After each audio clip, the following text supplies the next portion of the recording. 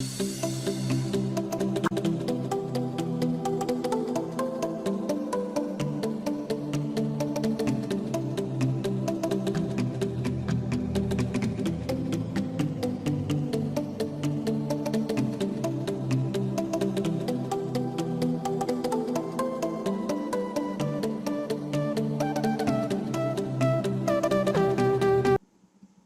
aí, pessoal, tudo bom?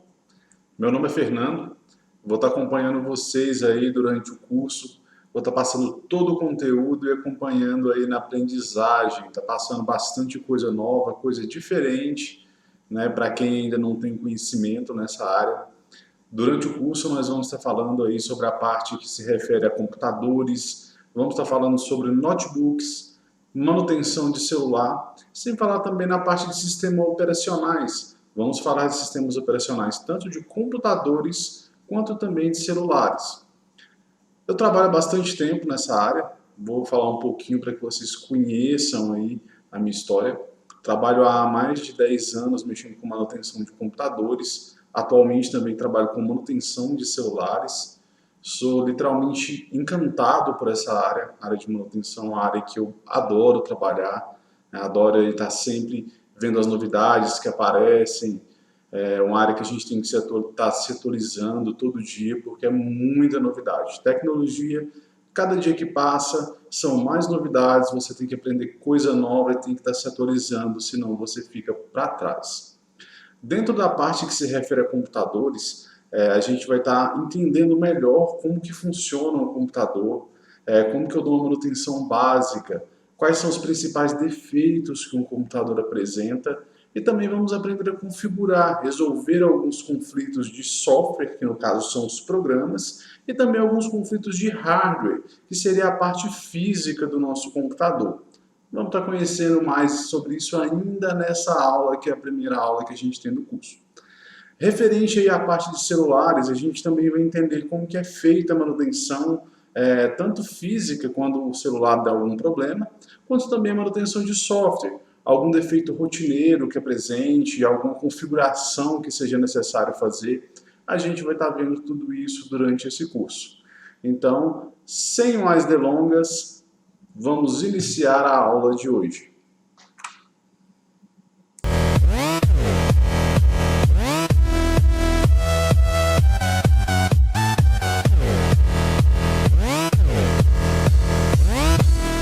Bom, a primeira coisa que nós vamos falar sobre a área de manutenção de computadores e também de celulares é referente ao mercado de trabalho. Qual que é a vantagem de se trabalhar nessa área? Qual o valor que se ganha? Como que é esse mercado? O que nós temos disponível aí para pessoas que têm qualificação para dar manutenção em computadores e em celulares? Primeiramente falando, vamos para a parte de computadores. Vamos dividir em duas partes, computadores e celular, para que fique bem entendido essa questão. A manutenção de computadores, as empresas precisam o tempo todo, a gente precisa em casa, você precisa, eu preciso, o nosso vizinho precisa. Então, assim, nós temos um mercado imenso, tanto para quem pretende trabalhar por conta própria, né, fazer o serviço por conta própria, ter os seus clientes, de repente até abrir uma empresa nessa área, para que possa estar fazendo aí as manutenções, ser um empresário, né, contratar pessoas, estar mexendo. Então, nós temos um mercado muito grande. Também para aquela pessoa que quer trabalhar em alguma empresa. Constantemente a gente vê vários anúncios. Precisa-se de técnico de informática, precisa-se de pessoa com conhecimento técnico para dar manutenção em computadores, em notebooks, em alguns casos até impressora. O mercado hoje é muito carente desses técnicos. A verdade é que a gente tem muitos entendidos, né? Aquela pessoa que diz, eu entendo, eu sei mexer, eu aprendi sozinho, consegui. E essa pessoa às vezes até entende um pouco, ela até consegue desenvolver alguma coisa assim. Mas o profissional que realmente vai pegar um problema aí maior, né, o famoso pepino para resolver, esse está muito carente no mercado. Né? Então, assim, a gente tem um mercado imenso para essa questão da área de manutenção de computadores. As empresas hoje, a maioria tem pelo menos um funcionário para fazer essa função, mesmo que seja uma empresa menor ou uma empresa porte médio, vai ter sim um, dois funcionários para estar mexendo somente nessa parte, exclusivamente nessa parte. Empresas de grande porte, então, nem se fale, porque eles precisam o tempo todo. Eles não podem se dar ao luxo de, quando dá algum problema no computador do funcionário, do departamento financeiro, por exemplo, que é essencial para a empresa, de pegar o telefone, ligar para a assistência técnica, solicitar que venha um técnico, até esse técnico vir, pegar o computador, levar para a assistência técnica, descobrir o que é o defeito, passar o orçamento de quanto vai ficar para consertar, ter autorização, fazer o conserto e devolver esse computador, é uma perda de tempo muito grande. E tempo realmente é dinheiro, então as empresas não estão se dando o luxo mais de ficar esperando tanto. Algumas empresas de porte pequeno até que ainda vão nessa questão da terceirização, né? Elas ainda chamam terceirizado para fazer o serviço, demoram um pouco mais. Mas a grande maioria das empresas hoje já tem sim técnicos dentro da própria empresa para que possa solucionar de maneira mais rápida, mais prática os seus problemas. Então nós temos um mercado imenso, a gente tem vagas de diversos salários, vagas que pagam inclusive muito bem para essa área, desde que a pessoa tenha o conhecimento. E geralmente eles pedem um conhecimento agregado em relação à manutenção da parte física, a manutenção de software e também é um conhecimento de rede, que seria aí para estar mantendo a rede de computadores, a internet do trabalho funcionando normalmente. Então, esse profissional realmente é necessário, ele está em falta no mercado e você não acha com facilidade. A verdade é essa. Você acha entendedores do assunto, profissionais que realmente vão pegar e vão resolver, vão estar sanando essa deficiência dentro das empresas, é muito difícil de você estar encontrando. Fernando, mas eu quero trabalhar por conta própria, eu não quero trabalhar numa empresa. E aí, o que esse mercado vai disponibilizar para mim? Pessoal, hoje a pessoa consegue tranquilamente sobreviver, ter uma vida com qualidade boa, inclusive, somente com a manutenção de computadores. Você faz uma formatação hoje para o seu vizinho, uma formatação muito em conta aí na casa de R$100. Pensa se você consegue pegar 20 formatações por mês. São R$2.000. Só que tem algumas coisas que se agregam à formatação. O cliente às vezes precisa de fazer um backup, que é, por exemplo, salvar os dados que ele tem para formatar e não perder esses dados. O backup também é cobrado à parte. Então, qualquer backup pequeno são 20, R$30. Eu já agrego, então já fui para 120, R$130. E grande parte desses computadores que a gente pega, eles também estão precisando de limpeza. Quando você vai mexer, você vê que o computador está muito sujo, precisa de tirar poeira, precisa de fazer alguns procedimentos internos nele, que também, lógico, vai ser cobrado à parte. Na pior das hipóteses, aí, R$50. Então eu já agreguei valor. Eu saí de uma formatação de 100, eu coloquei um backup aí, no mínimo de R$20, R$120, e eu coloquei mais 50 de uma limpeza. Então a gente já está falando aí, juntando os três, de R$170. R$170, se você pega 20 pessoas no mês com esse valor, dá mais de R$3.000, R$3.400.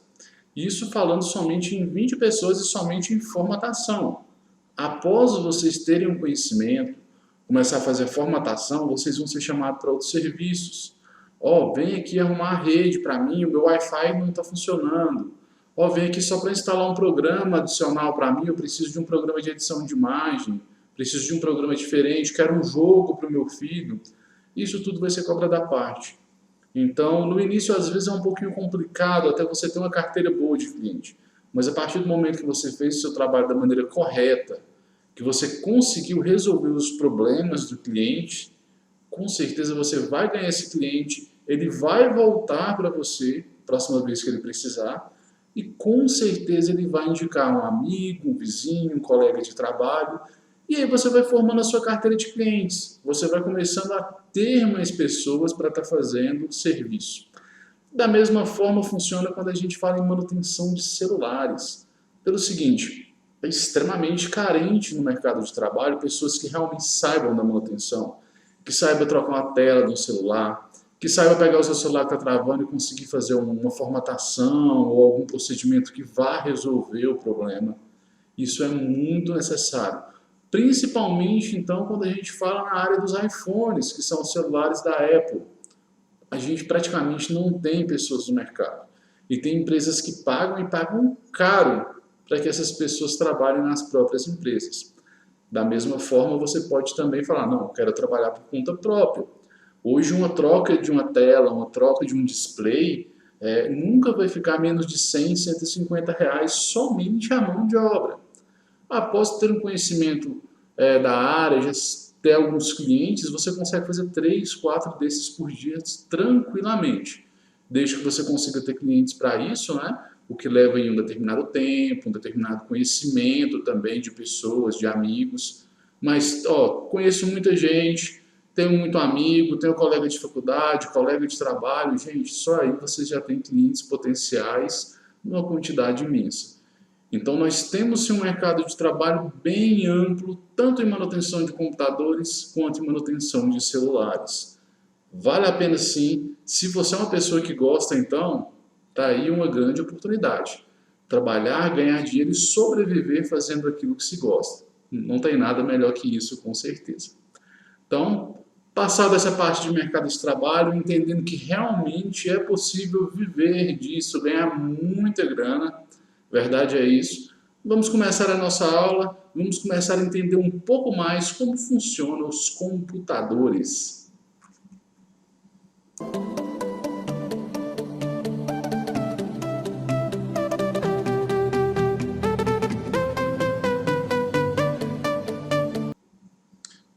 Bom, pessoal, os primeiros dois conceitos que são essenciais a gente ter um conhecimento para entender como funciona um computador são os conceitos do que é hardware e do que é software. Primeiramente falando, vamos falar do hardware.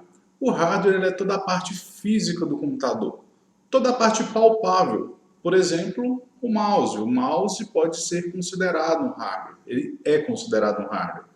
Então, assim, falamos que é uma peça que eu consigo pegar, mouse, teclado, tela do computador, nós estamos falando em conceitos de hardware, parte física. Então, só a gente lembrar o seguinte, é palpável? É possível eu estar pegando? Então, com certeza é hardware. Até tem um conceito que às vezes eu comento nas aulas, que chega a ser engraçado, mas é que é uma verdade e que ajuda a gente a estar gravando isso. O hardware, quando você está com raiva do computador porque ele está te fazendo uma raiva, ele está travando, ele está com algum defeito, é aquela parte que você consegue ir lá e chutar e bater e passa raiva. Tem gente que é assim, né? Então, toda a parte que você pode chutar é a parte de hardware, né? Parte física, você consegue pegar. Essa parte é considerada hardware. Agora vamos entender então o segundo, que é o software. O software, ao contrário do hardware, ele não é palpável, ele não é físico, ele é a parte lógica da máquina. Por exemplo, os programas que a gente utiliza, a internet que a gente está navegando, tudo é software, é algo que não é palpável, você não consegue pegar. Né? Não é como uma peça que você coloca a mão que você sente. Você simplesmente vê ele sendo executado, ele não é físico.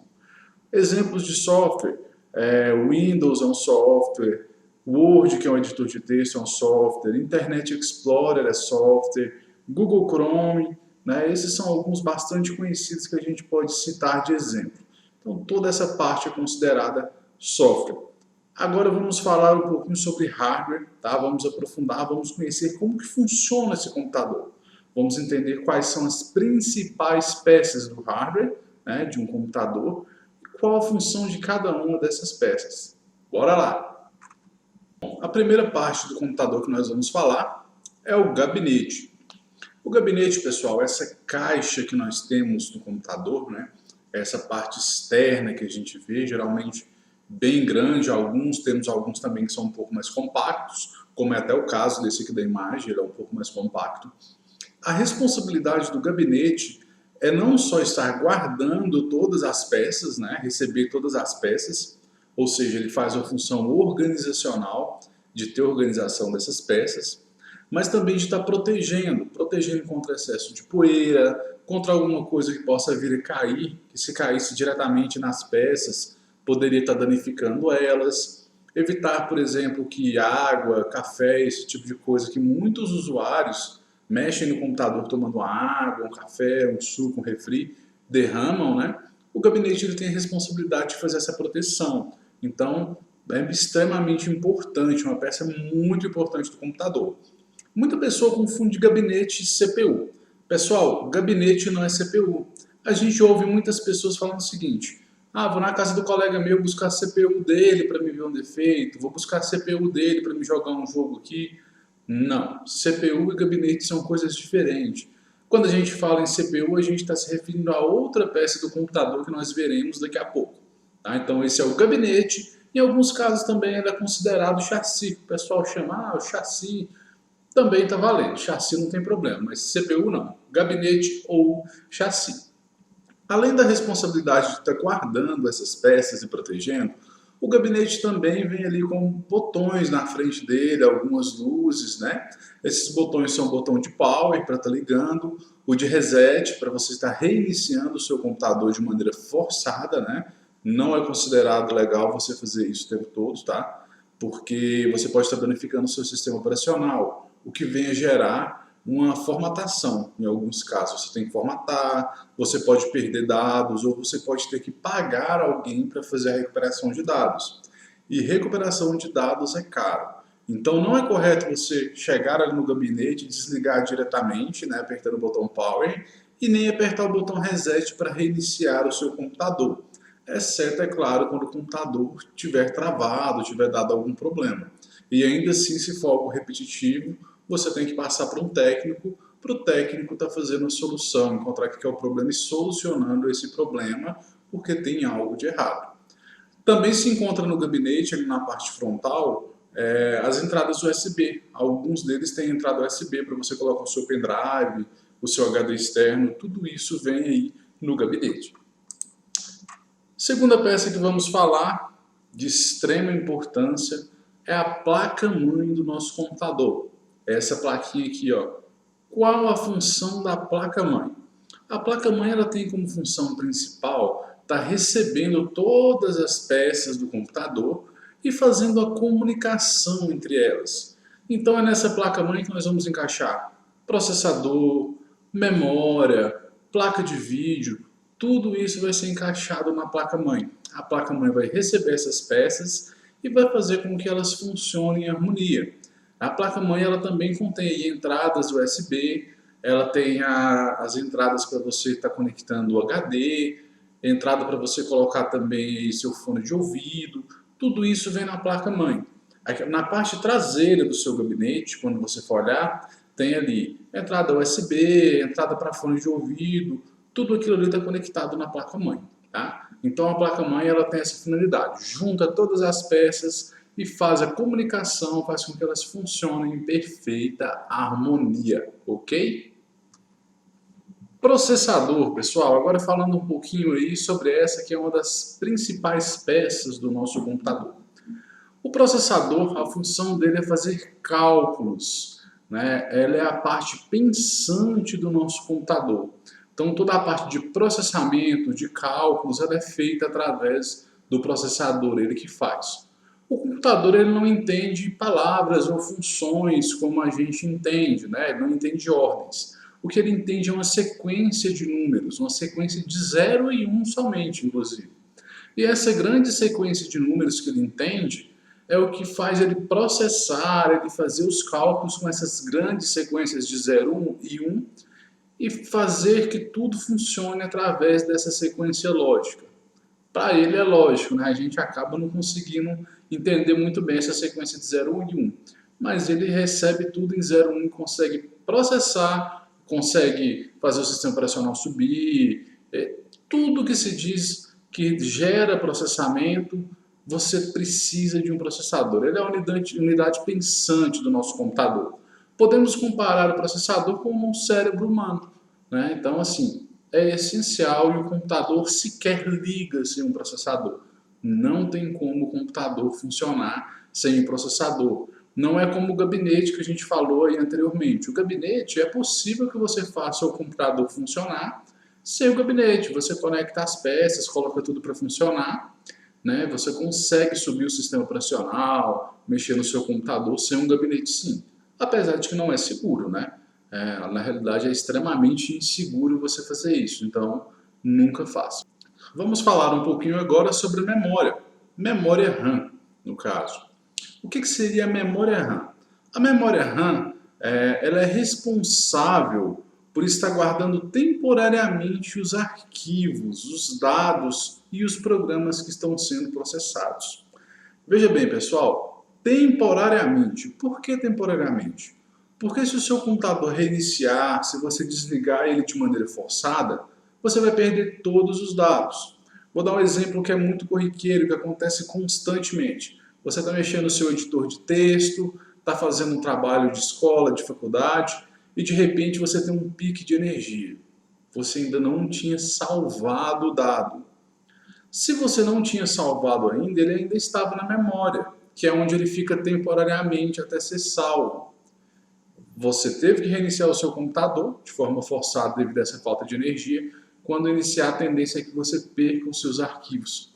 Então, por isso que quer dizer temporariamente. Outro exemplo, abrir aqui o Internet Explorer, um programa. Esse programa ele está sendo executado, ele está na memória enquanto está sendo executado. A partir do momento que você clica no botãozinho de fechar o programa, ele some da memória, ele não vai mais estar na memória. Falando agora sobre o HD, o hard disk ou disco rígido, trazendo para a tradução. O disco rígido ele é responsável por guardar os dados, né, e dessa vez já não é de maneira temporária, é de maneira definitiva, até que se exclua, é claro, né?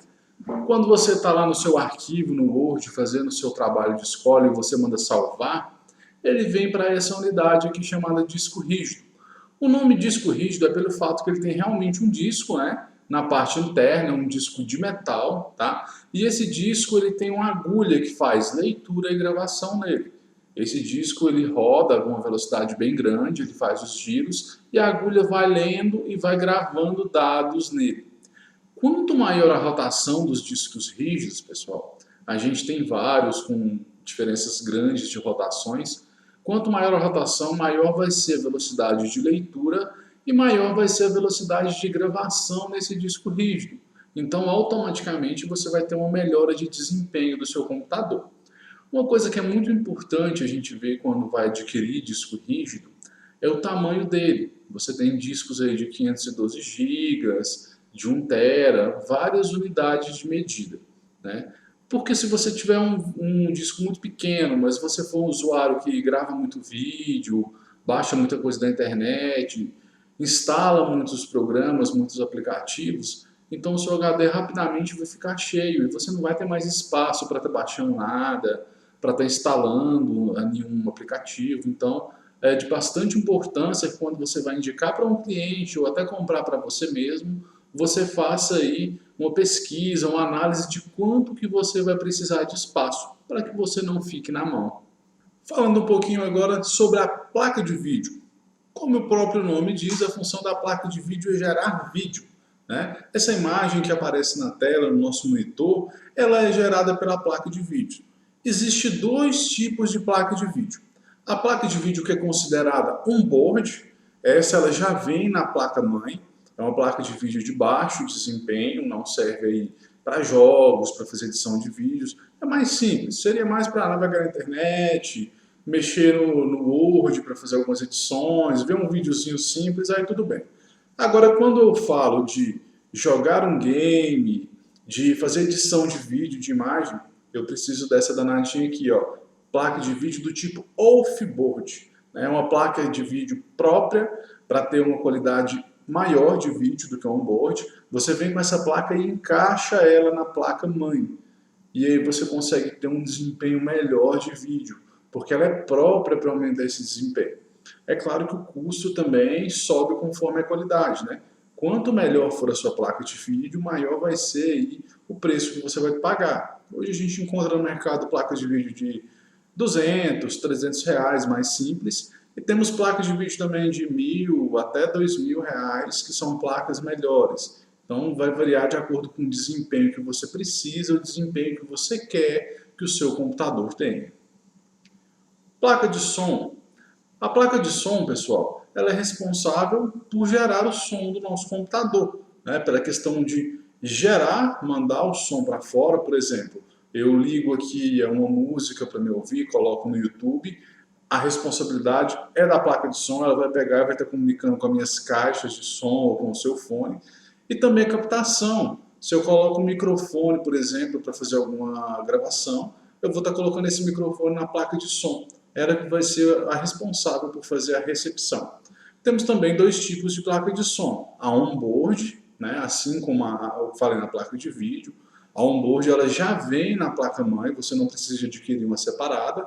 E temos igual essa aqui que é a offboard, que é uma que você encaixa na placa-mãe e você vai ter um desempenho melhor em relação a som. Em relação a som para você estar ouvindo, para você estar gravando, ela vai conseguir te dar um desempenho melhor.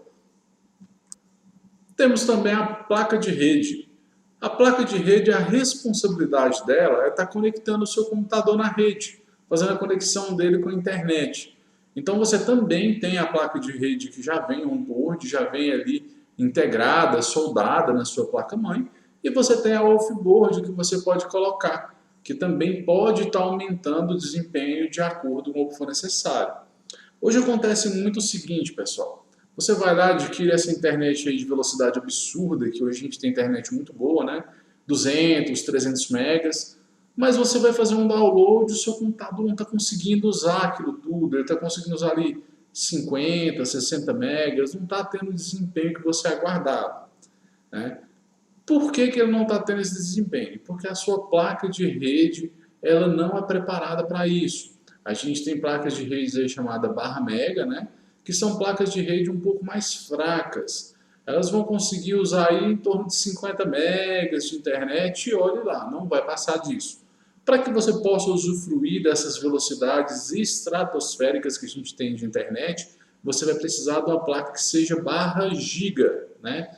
Qualquer loja que você chegar, eu quero uma placa de rede que seja barra giga. Essa placa, sim, você vai conseguir ter um desempenho melhor, você vai conseguir usufruir de toda essa internet que tiver disponível para você.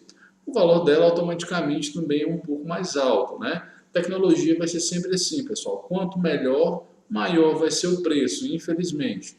Não dá para você montar um computador top de linha querendo economizar. Não funciona, não tem como mesmo, infelizmente, né? Seria o sonho de consumo.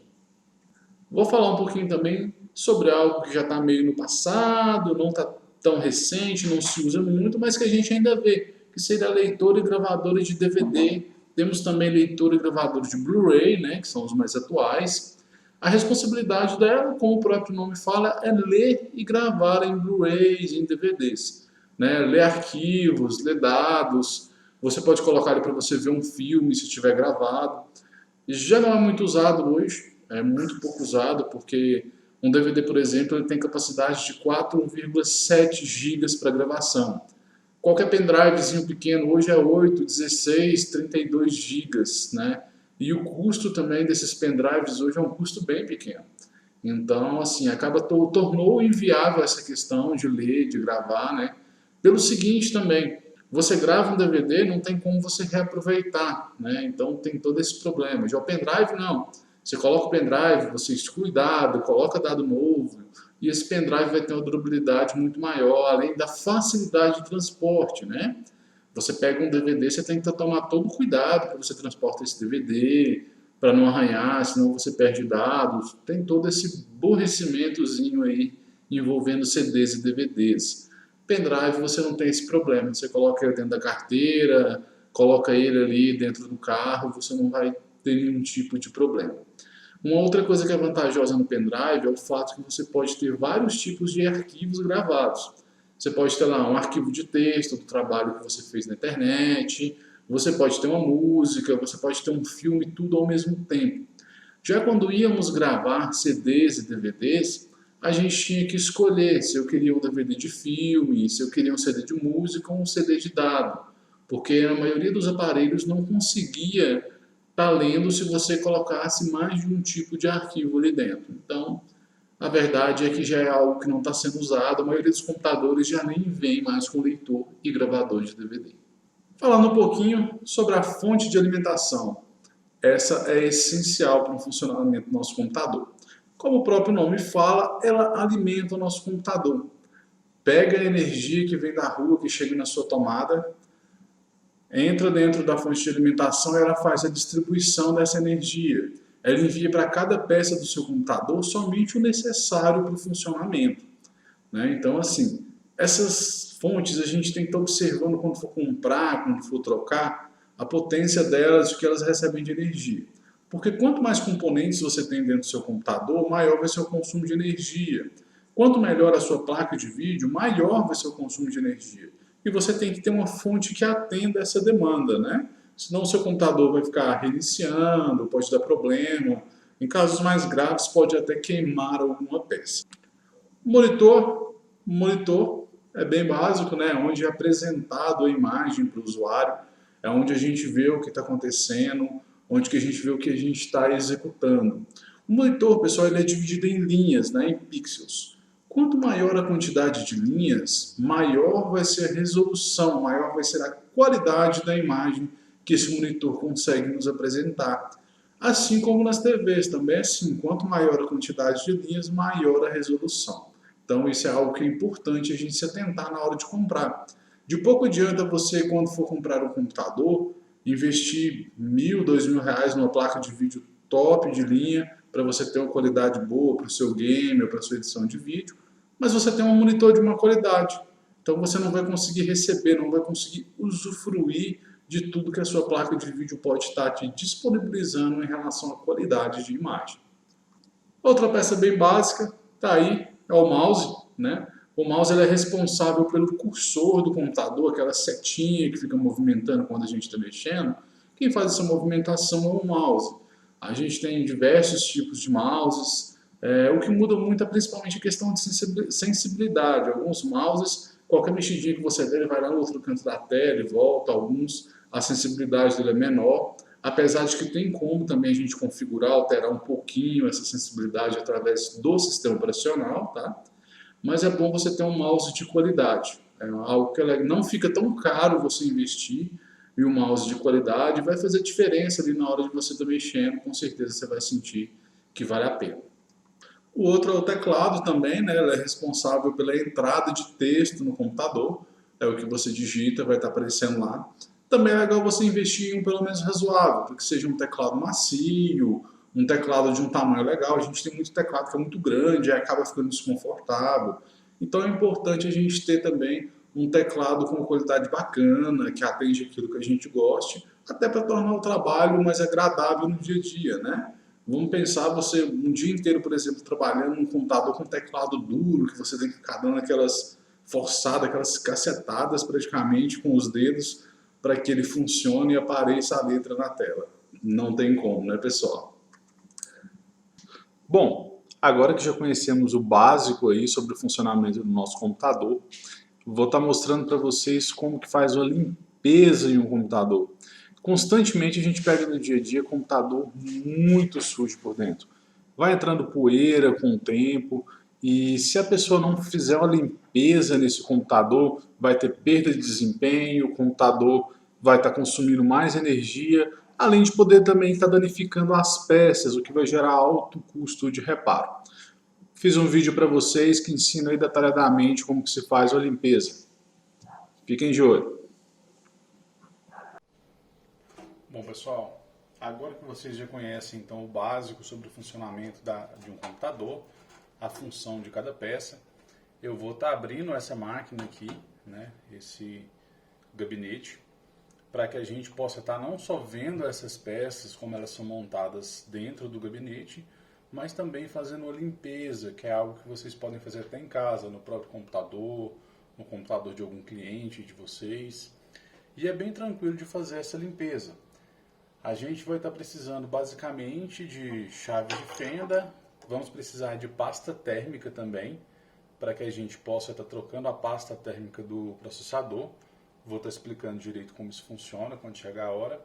E também vamos precisar de um pincel para que a gente possa fazer aí a limpeza das memórias e de outros componentes internos do computador.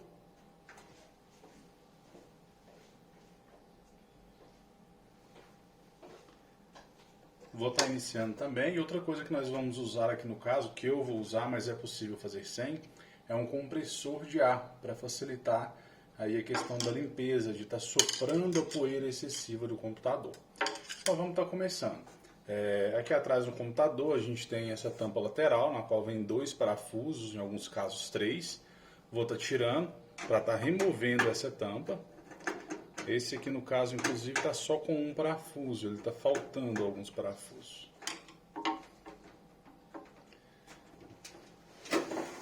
Vou já estar virando e tirando a tampa.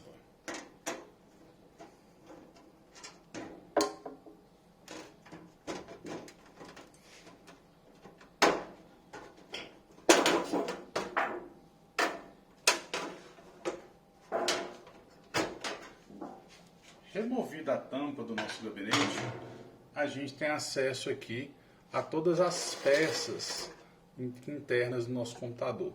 Toda aquela parte que a gente viu aí na parte teórica que eu passei para vocês.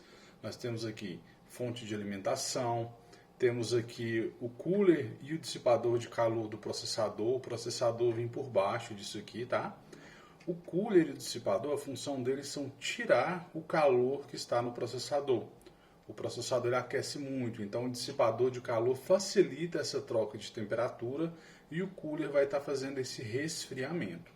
Se a gente for olhar aqui, dá para ver que esse computador está bem sujo, né? O que acontece é que onde tem o cooler está com bastante poeira, então a gente vai estar eliminando isso. E vamos fazer uma limpeza geral aqui também. Nós temos aqui a placa-mãe, né, que é a placa principal do computador, como a gente viu. Nós temos também as memórias. Temos aqui 2 HDs, nesse caso, que é onde foram guardados os dados. Quando acontece de ter 2 HDs, pessoal, o que acontece é o seguinte.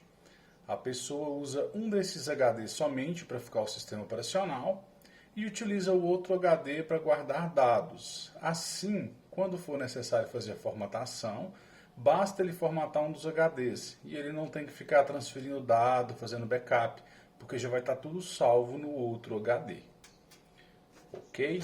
Então vamos lá, vamos continuar aqui. Vou estar desmontando. A gente pode ver que esse computador aqui ele não tem placa de vídeo off-board, né? A placa de vídeo dele é on-board. Se ele tivesse uma placa de vídeo off-board, ela estaria aqui, encaixada nesse slot da placa-mãe. Então vou estar aqui removendo os cabos que vêm da fonte e são conectados à placa-mãe, né, para estar fazendo a alimentação. Vou estar tirando a alimentação também que vai para o HD. O HD são 2 cabos que são encaixados nele, pessoal. Um desses cabos, que são esses aqui, cabos do tipo SATA, são responsáveis por levar alimentação, por levar energia, né, para esses HD. E nós temos aqui outros cabos aqui que são ligados na placa-mãe e no HD. A função desses cabos é fazer a transferência de dados, né? A placa-mãe lê e também grava nos HDs os dados que a gente solicita que sejam gravados. Então a gente vai estar removendo aqui.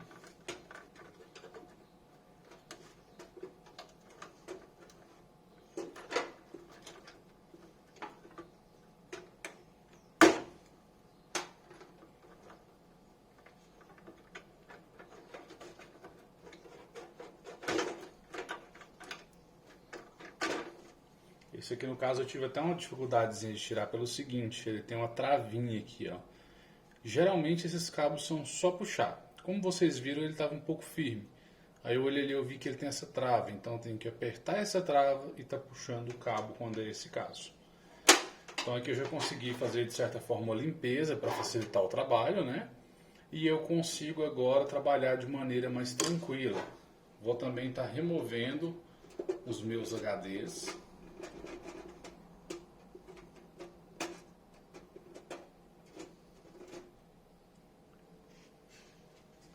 Geralmente são 2 parafusos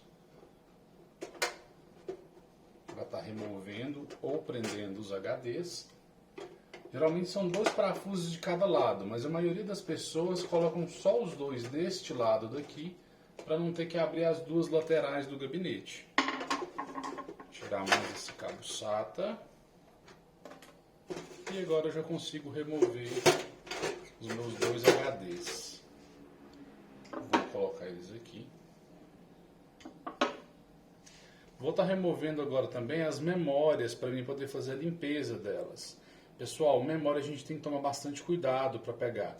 A gente pode estar usando uma luva própria, a gente pode estar usando uma pulseira antiestática para evitar que a gente descarregue a energia do nosso corpo e queime essas memórias. E tem também algumas formas que a gente pega.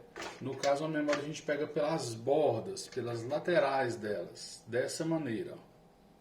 Ou seja, eu não vou pegar em contato. Muita gente vem e coloca o dedo assim. Não pode, pessoal. É muito perigoso de estar queimando as memórias, tá? Removi uma das memórias. Vou remover a outra memória. E agora me restou remover aqui o processador. Esse processador, o que acontece? Ele é da Intel e ele tem uma travinha aqui que é bom a gente ter cuidado. Muitas pessoas vêm e tentam simplesmente forçar, não pode. Essa trava é o seguinte, ela tem uma seta, você coloca ali a chave no local correto e gira para o lado que a seta está falando, para que você esteja destravando esse cooler. São 4 parafusos. Os 4 vocês vão fazer, no caso, o mesmo processo. Depois aí sim é só e puxar o dissipador juntamente com o cooler. Podem ver que esse cooler aqui está bastante sujo. Então assim, realmente está necessitando de uma limpeza, né? Vou estar iniciando então agora o processo de limpeza. Eu não vou remover o processador, é desnecessário nesse caso, tá? Mas para remover ele seria só puxar essa trava para a lateral, que ele seria. Eu vou estar limpando a pasta térmica que estava tanto aqui no dissipador, pode ser com papel higiênico mesmo. Só limpei, retirei, fiz a retirada do resíduo que tinha de pasta térmica.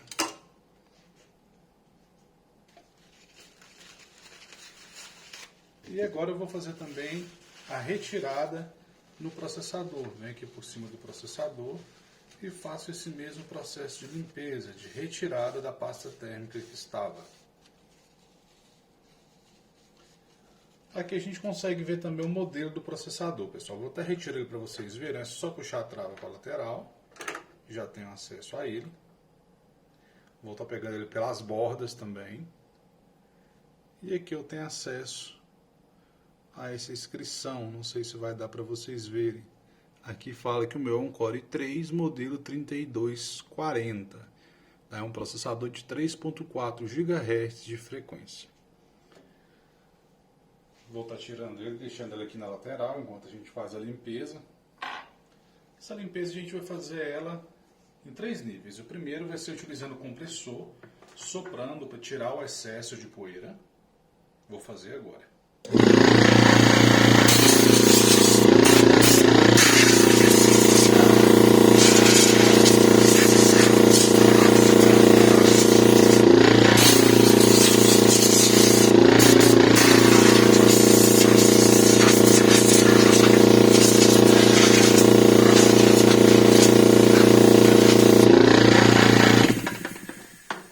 Bom, consegui tirar aqui essa poeira que estava solta.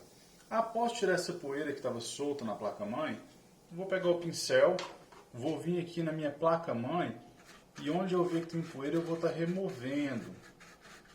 Vou passar o pincel para tirar todo o excesso que ainda ficou sobrando, tá, pessoal? É claro que existem outras formas de fazer a limpeza, né? Mas essa forma aqui é a forma que eu uso no dia a dia e que é bem tranquilo de estar fazendo.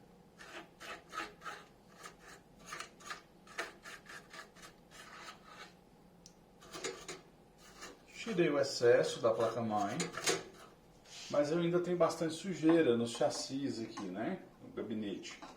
que eu posso fazer? Tô pegando um pano, no caso um pano úmido mesmo que eu peguei, e vou vir ao redor no chassi e vou estar passando o pano também, fazendo a limpeza. Algumas pessoas fazem isso utilizando álcool isopropílico, tá? Que é um álcool mais forte, mais puro, mais próprio para isso.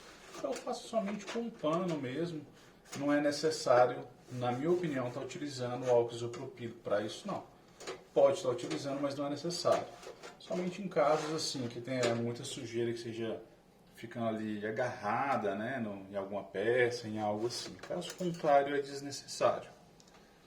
Acredito que não deu para vocês verem aqui, devido à forma que a câmera está, mas eu também soprei a fonte, tá? Usei o compressor para estar soprando a fonte de alimentação.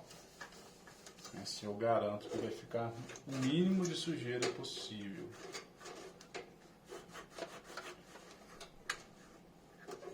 Uma vez feita essa limpeza básica, lembrando que isso é uma limpeza básica, tá, pessoal? Não é uma limpeza muito detalhada, mas assim, que é extremamente importante fazer isso aqui. Se as pessoas fizessem isso aqui de, sei lá, de 4 em 4, 6 em 6 meses, melhoraria muito o desempenho e reduziria muito a chance do computador dar algum defeito. Agora nós vamos fazer novamente a montagem. Ficou ainda um pouquinho sujeira aqui, deixa eu tirar. Vamos começar da seguinte maneira. Vou abrir o local do processador, o socket, isso aqui se chama socket, que é onde você coloca o processador. Vou estar encaixando o processador. Não tem como encaixar errado, viu, pessoal? Porque ele só é aceito dessa maneira aqui. Tem uma travinha aqui que aponta o lado que ele vai ficar. Vou estar fechando essa trava do processador. Essas travas elas têm uma variação muito grande, pessoal, de acordo com o modelo do processador, mas todas são bem simples. Travei, ficou firme. Agora eu vou pegar a minha pasta térmica, tá abrindo ela, e vou colocar essa pasta térmica.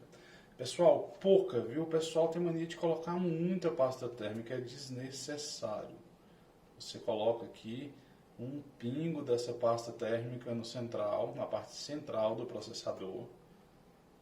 É mais que suficiente. Quando você colocar o dissipador, você vai estar espalhando automaticamente. O dissipador faz essa função de espalhar. Como a gente viu, está bastante sujo o cooler. Vou usar aqui um local que não vai aparecer na câmera, mas vou estar soprando ele também com o compressor.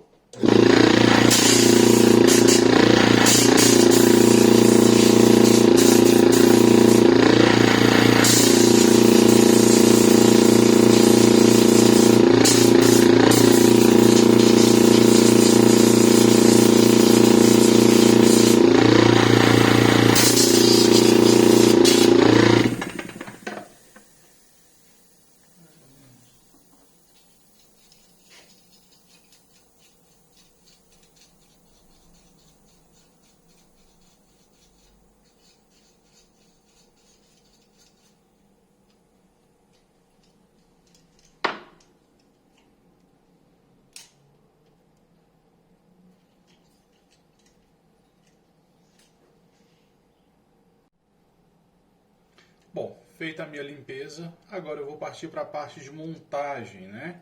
Vou estar colocando novamente o meu cooler, o dissipador de calor, no nosso computador.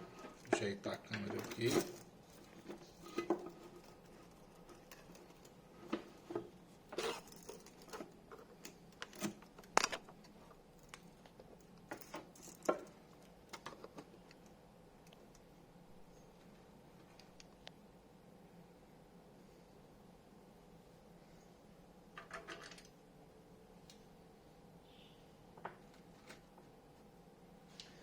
Já coloquei a pasta térmica no processador. Vou estar agora então encaixando o nosso dissipador de calor em cima do processador.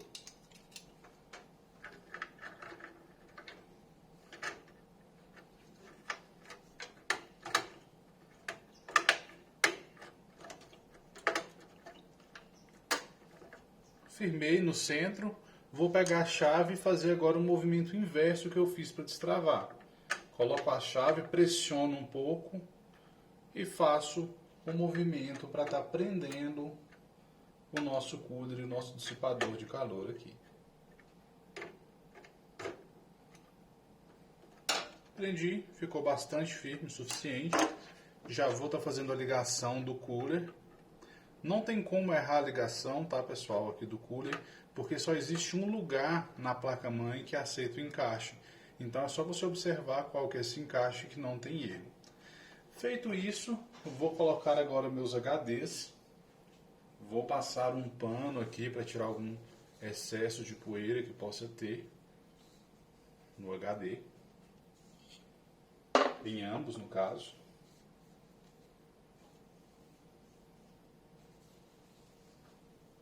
Pronto. E agora eu vou montá-los, colocá-los no local devido.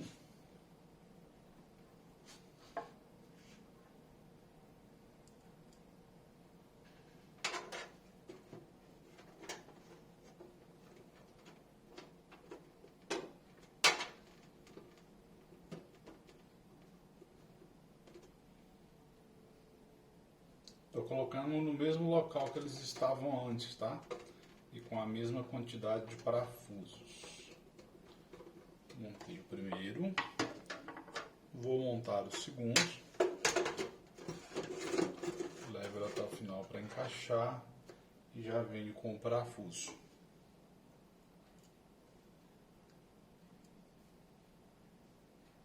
Na realidade, isso eu estava colocando até errado.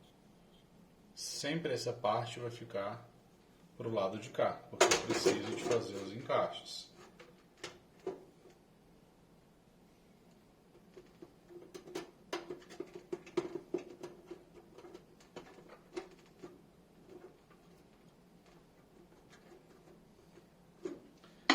Prendi com o parafuso. Vou agora colocar os cabos SATA que a gente precisa. Lembrando que o cabo SATA, a função dele é a transmissão de dados, tá? Então ele que vai estar fazendo a transmissão de dados, a trafegação de dados entre a placa-mãe e o nosso HD. Encaixei esse. Esse aqui que eu vou encaixar agora, estava aqui no canto, é o da leitora e gravadora de CD, que está no canto daqui.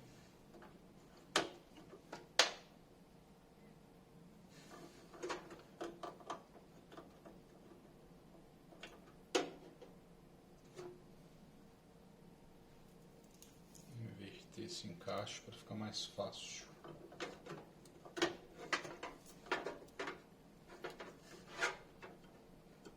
Vou estar fazendo esse encaixe aqui. Feito isso, agora vamos colocar os cabos de energia, que vão levar energia para o nosso HD.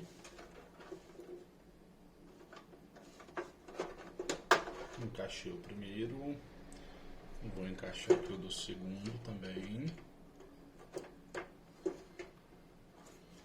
Pronto, a parte de HD está finalizada. Agora vamos encaixar as memórias.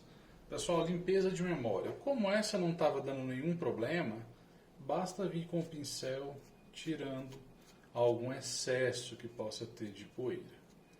Se tivesse dando algum problema, a gente poderia bater um limpa-contato, poderíamos também passar uma borracha, dessas borrachas de escola mesmo, no sentido, né, dos encaixes dela no caso. Fiz novamente limpeza, tirei somente o excesso e vou estar encaixando a memória.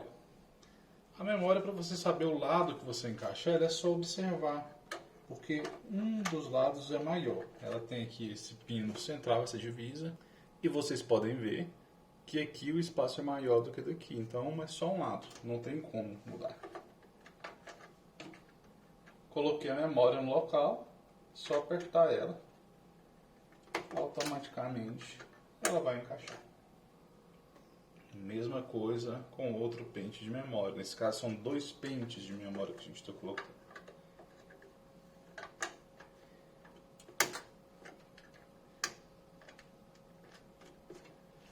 Feito isso, só vai restar os encaixes de energia, que levam energia para a placa-mãe.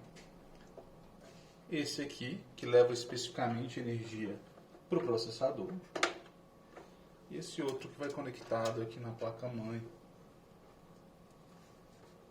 Também só encaixa do lado correto, então não tem como estar errando, tá, gente? Pronto. A gente fez a retirada, fez a limpeza e colocou novamente todas as peças. Agora é só tampar, né, colocar a tampa aqui e colocar o computador para funcionar. Bem tranquilo. Acabei de fazer a montagem da máquina.